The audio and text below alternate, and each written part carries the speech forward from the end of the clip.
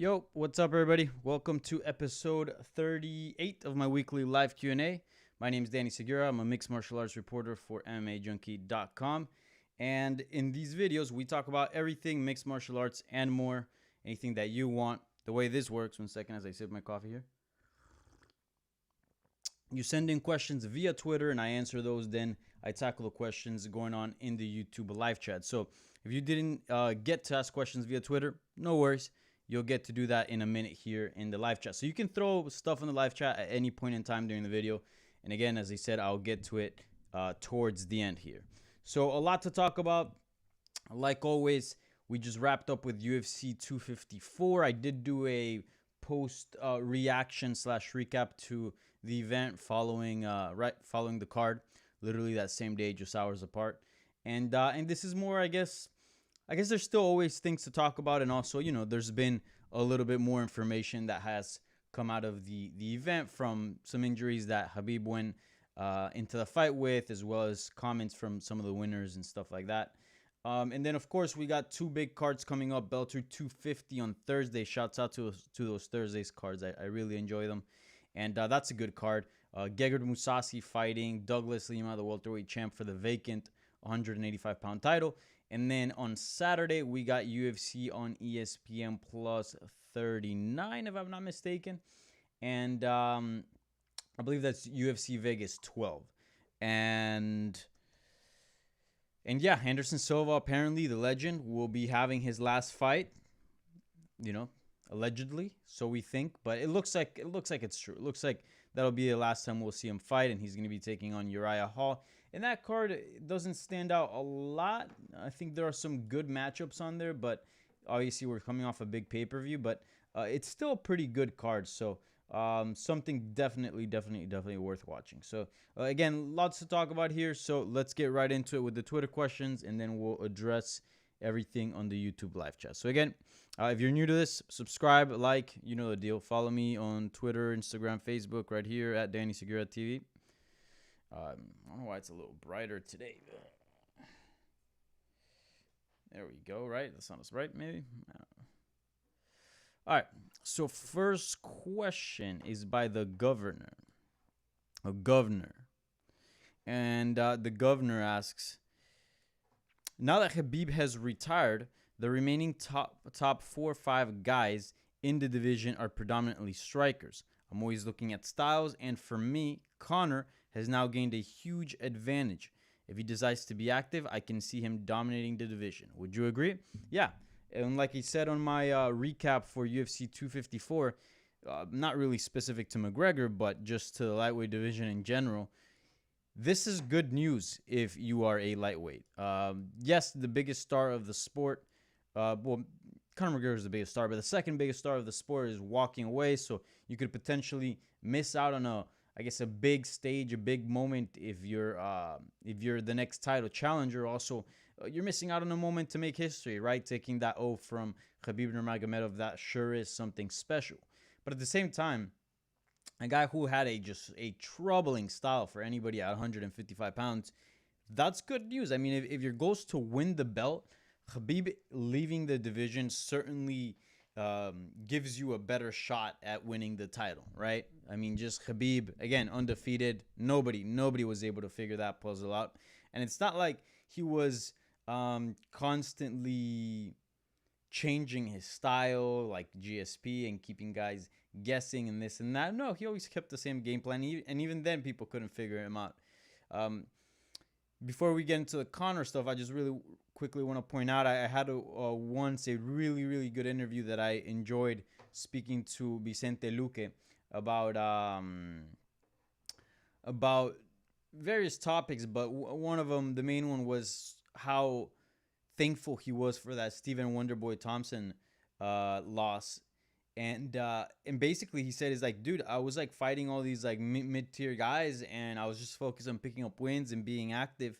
But if you're not constantly changing your style and adding new weapons, the top guys will sit there, analyze your footage, and they'll go in there exactly knowing what you're gonna do, and they'll kick your ass. They'll figure it out. So I think that's certainly true, and I think that for most fighters that's the case. But if you're at the level that Khabib is in, which, he kept his same game, but there were so many layers to it, and it was just so bulletproof as well. That just proves how good the guy is. But anyways, to answer your question specifically to Conor McGregor, yeah, I mean, let's just quickly look at the lightweight rankings and see some of the fighters that he could potentially face down the line, and sort of what are his chances against those fighters. So really quickly, can he beat Justin Gaethje? I think so. I mean, other fighters have finished him before, right? He's been finished twice, if I'm not mistaken. Eddie Alvarez stopped him, and Dustin Poirier. Two guys who Conor McGregor beat. Again, I know MMA math doesn't work exactly like that, but they do have similar styles, and Conor McGregor, I would say, is the more powerful out of Dustin and Eddie Alvarez. So I like Conor's chances against Gaethje, although, again, Gaethje's a cardio machine, and that can present issues to Conor. He also has a good chin. Dustin Poirier, he already beat Poirier. Yes, Poirier has gone a lot better, but I probably slightly favor Conor in that matchup. Tony Ferguson, that one gets really interesting. I would favor Conor McGregor still in a Tony Ferguson bout. I think maybe I would feel slightly different prior to that loss to Justin Gaethje, but like I said before, that loss to Justin Gaethje, I'm really curious to see how much it took out of him, because remember, he's like 34, 36 years old, Tony Ferguson, and he took a bad beating, man. And even Khabib said it. You're not the same fighter after those kind of fights. After that kind of punishment, you just cannot be the same. So maybe he's right, maybe he's wrong. I mean, certainly Tony Ferguson is his own thing. You know what I'm saying? So maybe he comes back even better. Who knows? But I still favor Conor. And then you keep going down the list. And down that list, it gets much easier. Dan Hooker, yes, I'll take Conor McGregor. Charles Oliveira, I'll take Conor McGregor. Paul Felder, I'll take Conor McGregor. Diego Ferreira, yes, I'll take Conor McGregor. Ala Quinta, I'll take Conor McGregor.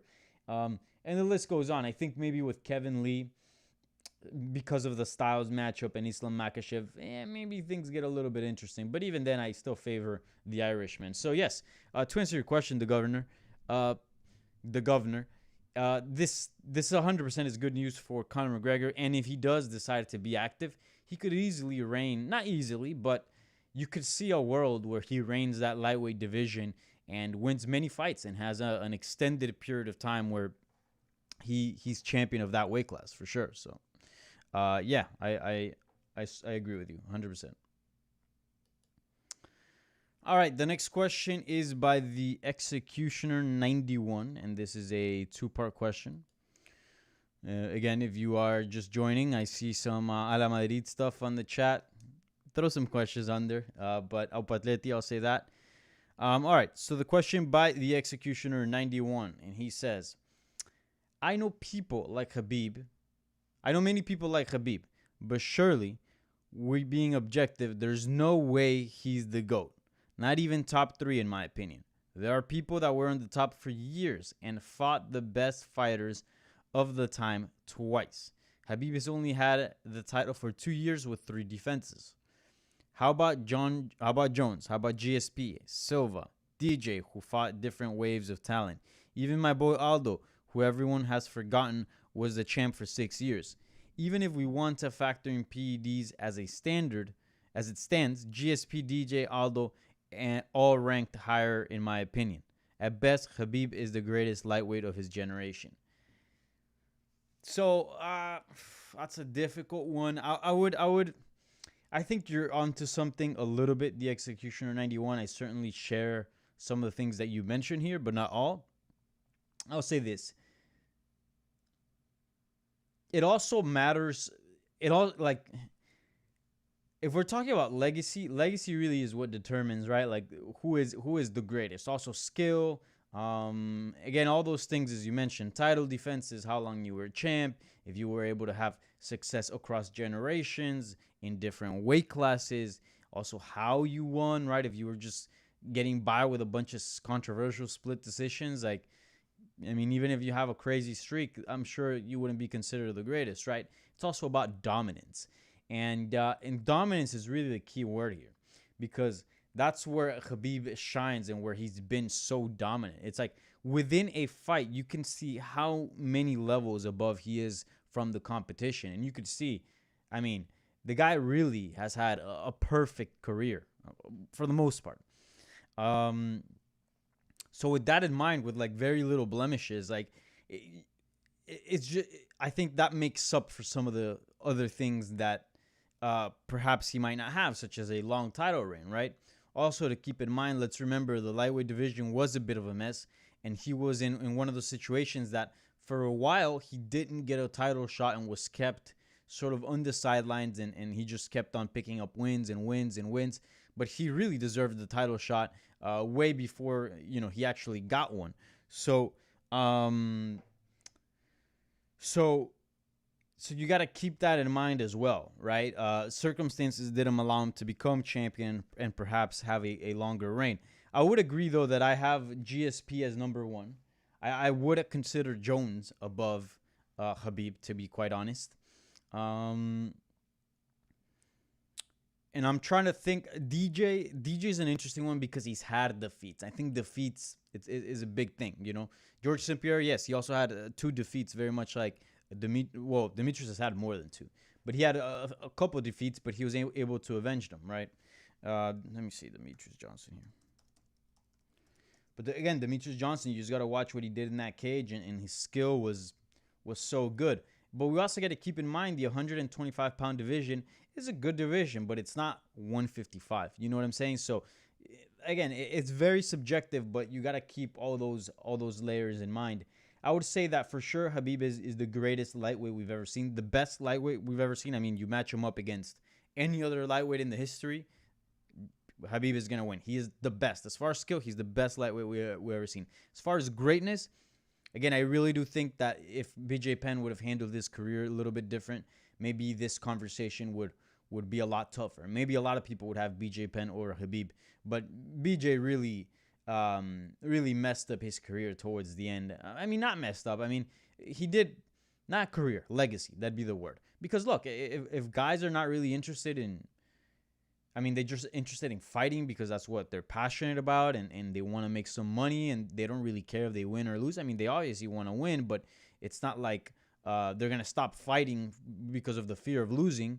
That's completely fine. I mean, I think you should be able to do whatever you want, and you shouldn't always have the pressure to please the fans. I mean, keep in mind, not everyone fights to be the best. A lot of people just fight because they like it, period.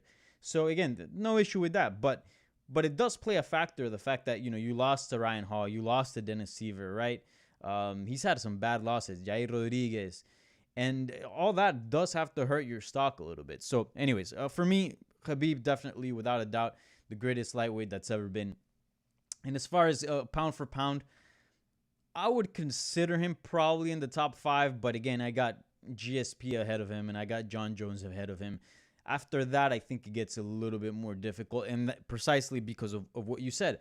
Not precisely a very long title reign. Yes, 2 years, but in those 2 years, he only fought 3 times. And yeah, it just felt like, again, from what we saw skills-wise, it felt like he's the greatest. And he could actually go on 3 more years undefeated and extend that streak, but, he doesn't want to. But certainly the lack of title defenses, in my mind, does hurt his stock a little bit when we're talking about the GOAT. I think he's top 5, probably. Again, Silva's another guy who's fighting this weekend, who I think if he would have handled his career much differently, he would be seen under a different light. Perhaps his GOAT status would be much higher.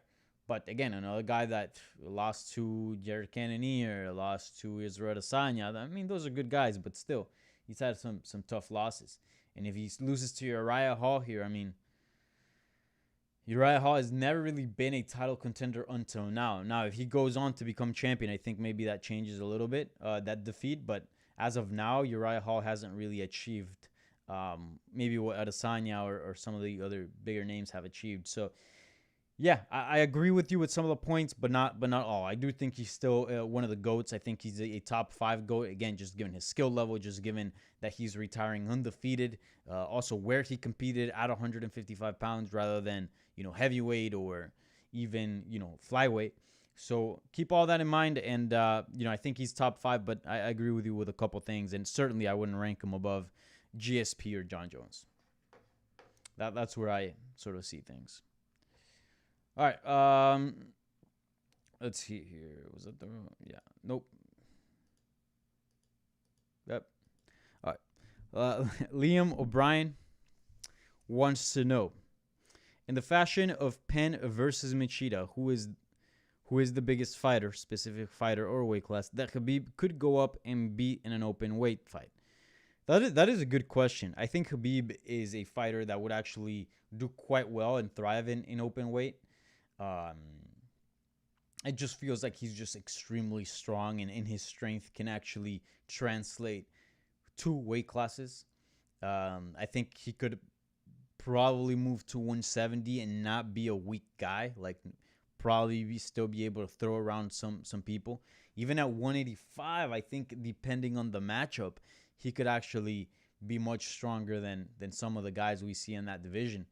And it's a combination, right? It's the strength, but also the skill behind it, and then that makes his technique so useful. But I think his technique and strength combined. Also, keep in mind, he wouldn't be having to make that 155 limit, and we've heard he can get up to like 190 pounds.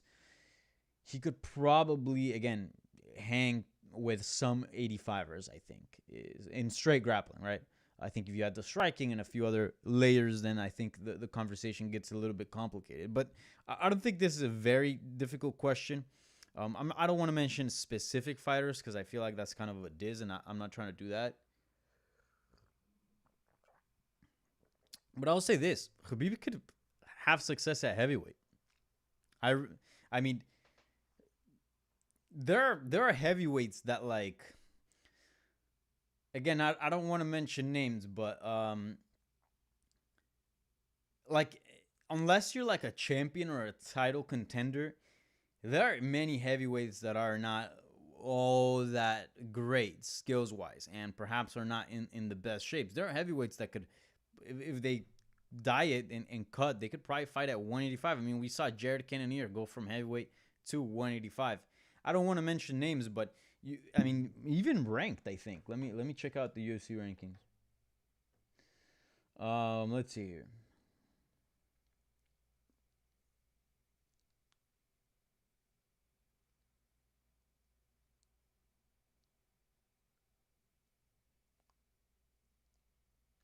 All right, so fucking, I'm gonna mention some names, fuck, just to prove a point here. Again, I'm not trying to be disrespectful. I'm just giving my honest opinion, and it's just an opinion. I could be wrong, so disclaimer, right? It's just an opinion. But let's look at the heavyweight division, shall we? Like, do you think Khabib couldn't beat maybe Stefan Struve? Maybe couldn't close the distance and take him down. Maybe. I mean, I'm saying Khabib could lose for sure, but I think he could have some success. Could Khabib not beat? Man, I don't want to keep calling names, but there are many names I can mention right now in the UFC heavyweight division that I think Khabib could potentially beat. Let's see here. Filters, division, heavyweight.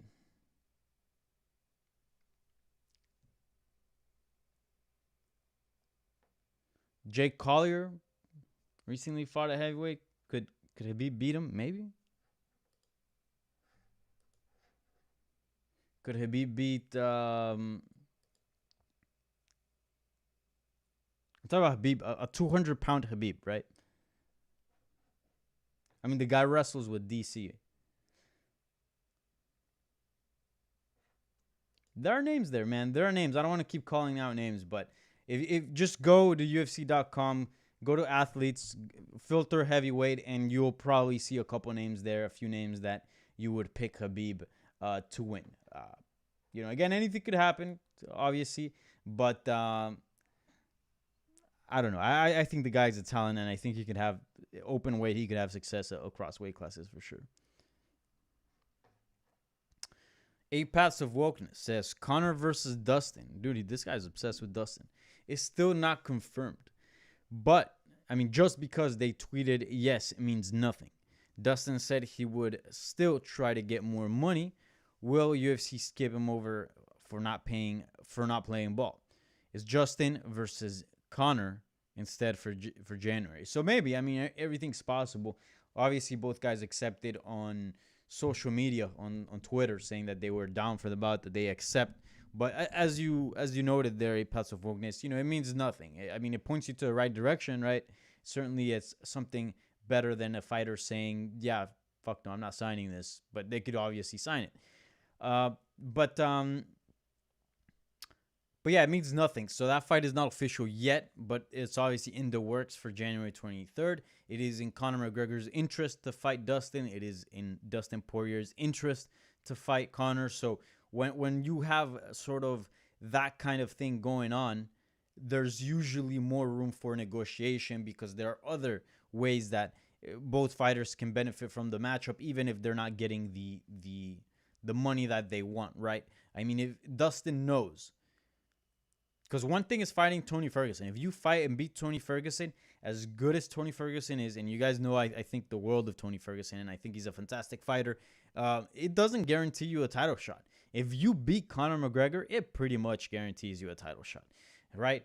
So, I mean, now without a champion, it even just gives you a good shot at fighting for the vacant belt because McGregor wants that slot. So again, there are many other things outside of pay that would encourage Dustin Poirier to take this fight, even if the pay is not what he wants. Again, the exposure, the main event, right? He was being picked to fight in a co-main event against Tony Ferguson at UFC 254. So again, card placement, the type of opponent, the type of fame that may come with a win, etc. This, and that. So I really do think that fight gets made. I think Dustin knows that this is a very important moment in his career, and this is a very big fight for him. So I think he'd be willing to maybe take a little bit of a pay cut just to gamble on himself to potentially become a bigger star, get a title shot, become a champion, right? So I think that fight gets made. I don't think we see Justin versus Conor McGregor in January. I think we do see Conor versus Dustin. I really do believe that. But again, anything can happen, right? Anything can happen in these negotiations. But compared to what he was getting before, a co-main event bout against Tony Ferguson, now all of a sudden he's fighting the biggest star in the sport in the main event, right? Potentially for a vacant title because the champion's gone. I mean, the implications, the stakes are so much higher in that bout with Conor McGregor than the Tony Ferguson one. So for sure, I see that fight happening. I really do. I'd be surprised, I'll say that, if that fight doesn't go down. The Seaside predictions for Lionheart Smith. So Anthony Smith.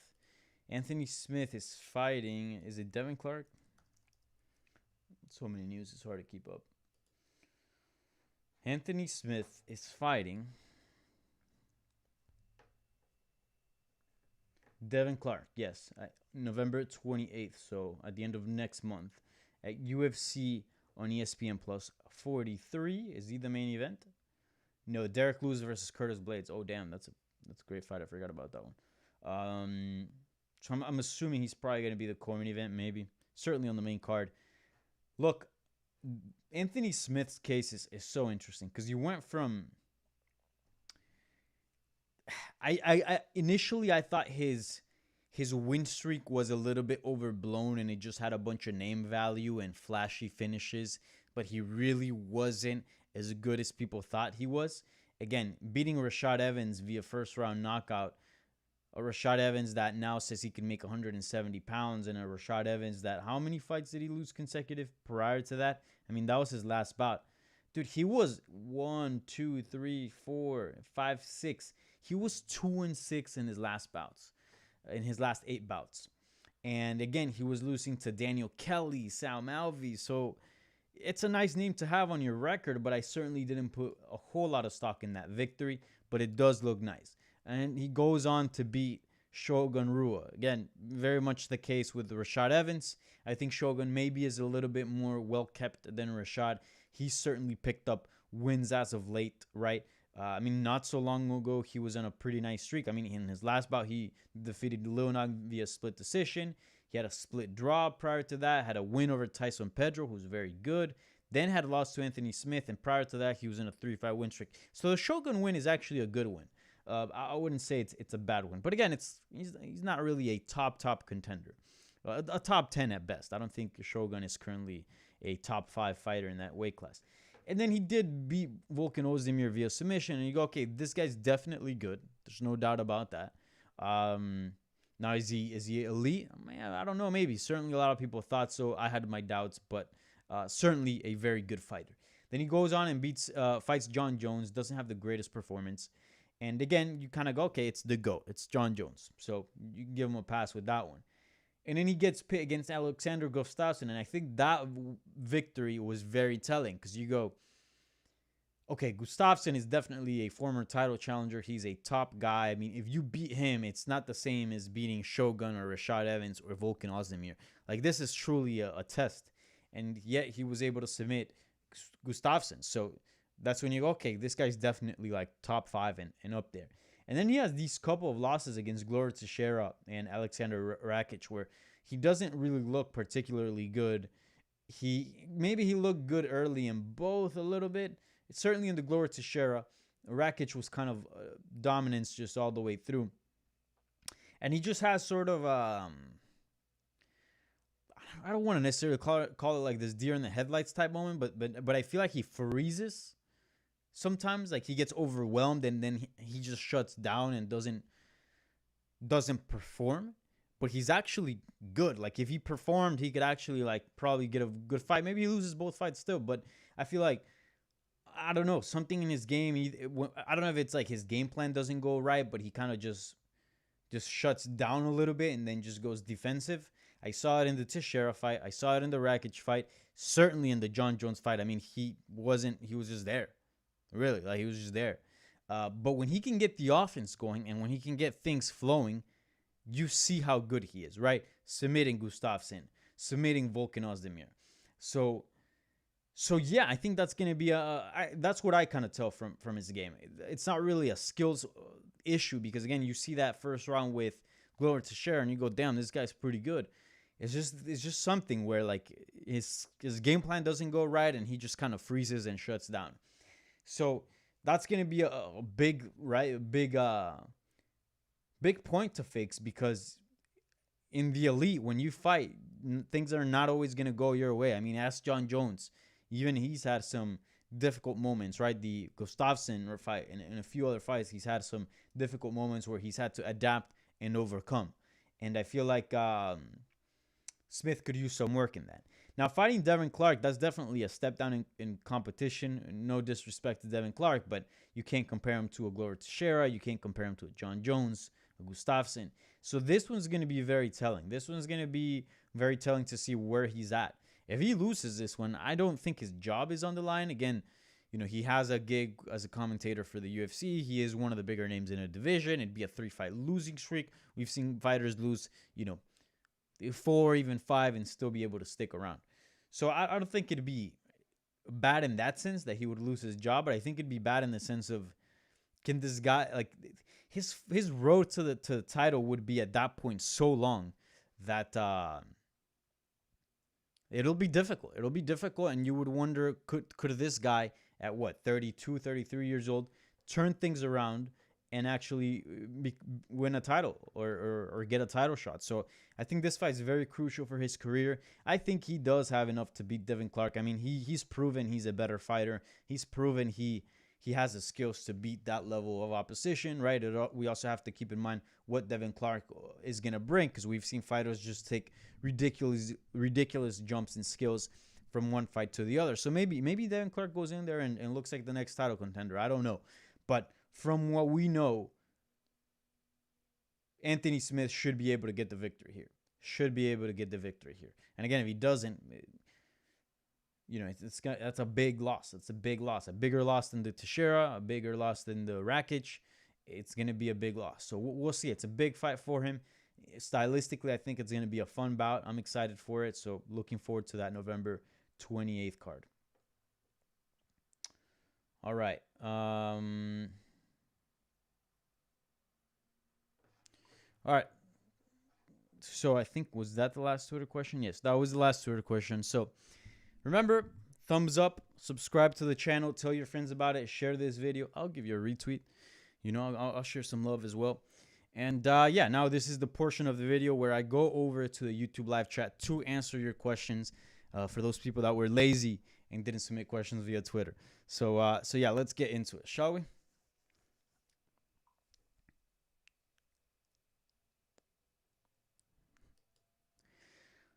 Maria Gronin, hopefully I pronounced that right. What year will Khabib make his comeback, and will DC join him?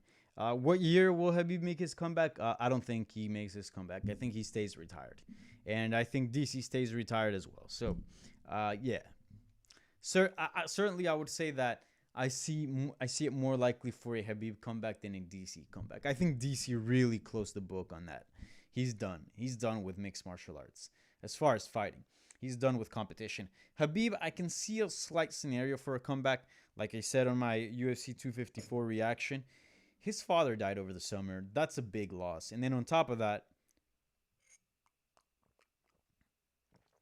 Gaethje had just won the interim title. So the moment that happened is like, all right, dude, you already got to fight. You got to think of Gaethje. And I know Dana was very nice about this, and he was like, look, Khabib needs to take all the time that he needs to take. But at the end of the day, you're a champion. You hadn't fought since November of the year prior. There is that pressure to defend the belt. There is that pressure of the media asking when, at every press conference, Dana White, when is Khabib Gaethje going to be booked? Even Khabib, any type of interview that he does, when are you going to come back, right? So again, that's the same pressure that drove George St. Pierre out of the sport and many other fighters, that championship pressure. And Khabib it has a very strong mind, and I'm sure out of everyone, he probably is the best person suited to deal with that pressure. But even then, it has to take a toll on his mind. It has to take a toll on his personal life, right? And keeping in mind that he's just coming off that really hard life experience of having his father pass away, who is not only a friend but his coach.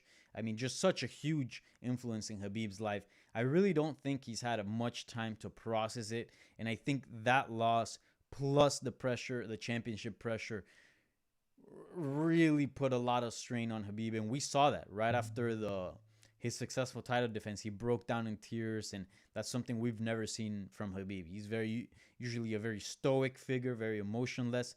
And we just saw this giant flow of emotion. So I really do see a case where he takes some time off. He doesn't have that championship pressure. He really does vacate the belt, and the belt goes to somebody else.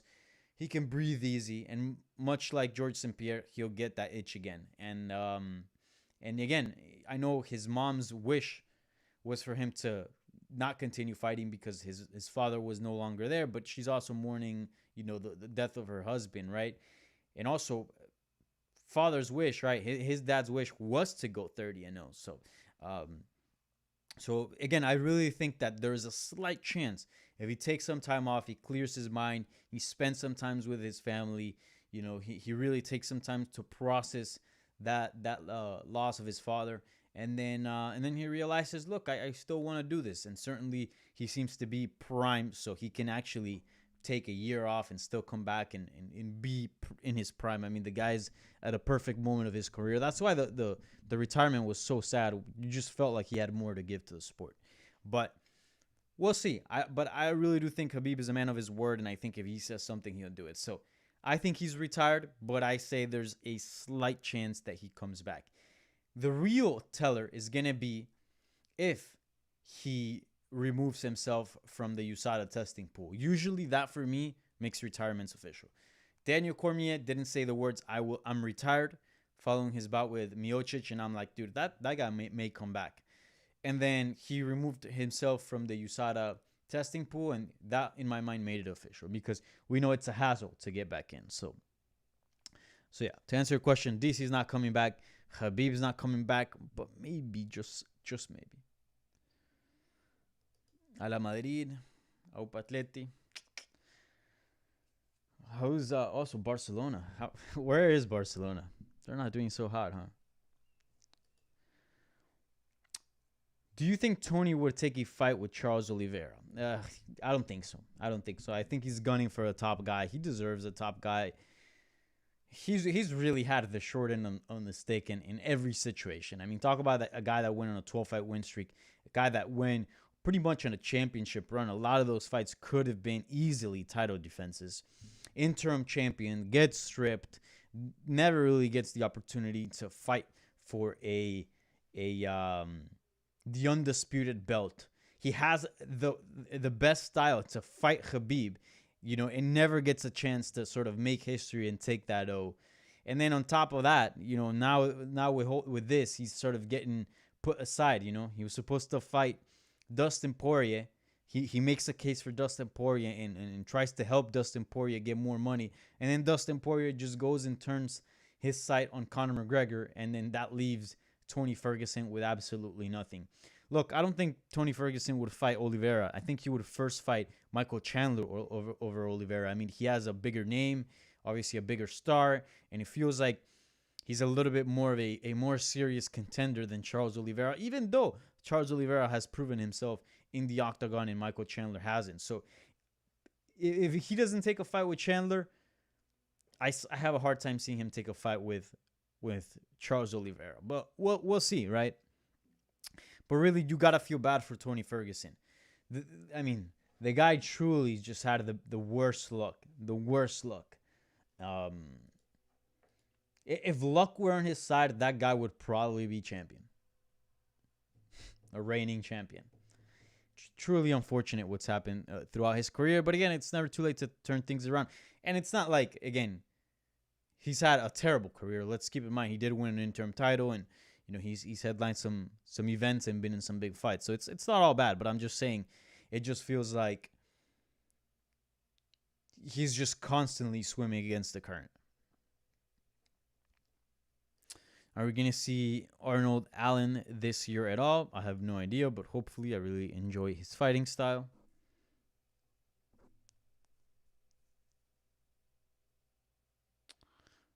Let's see here.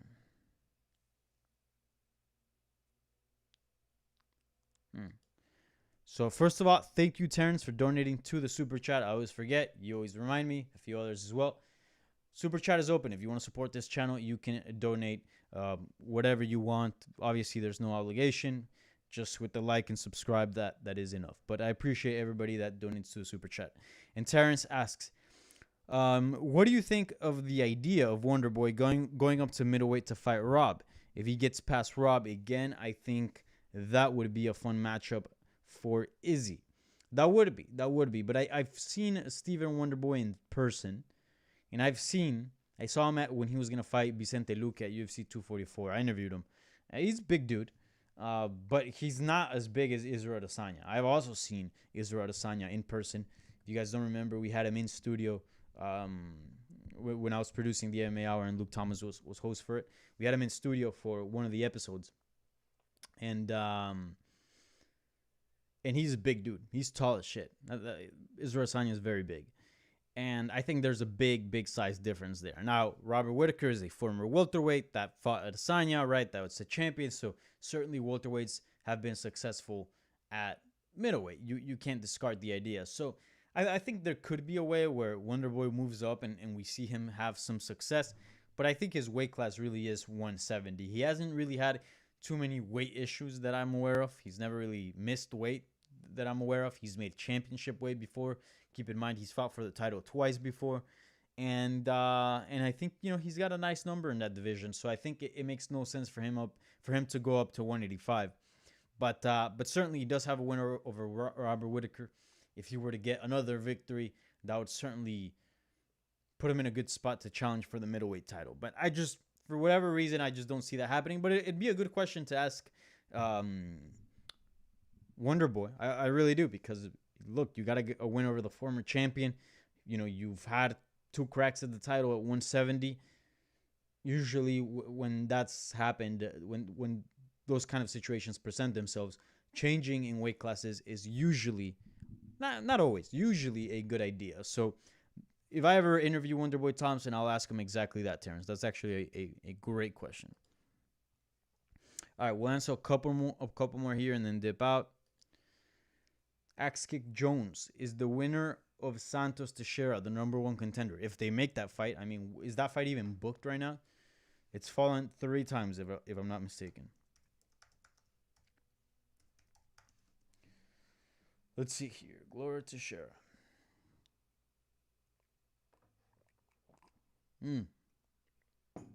Yeah, so it's scheduled for early November, so it's actually coming up.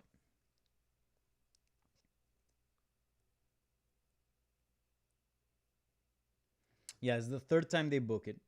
Hopefully, knock on wood, the fight doesn't fall through again.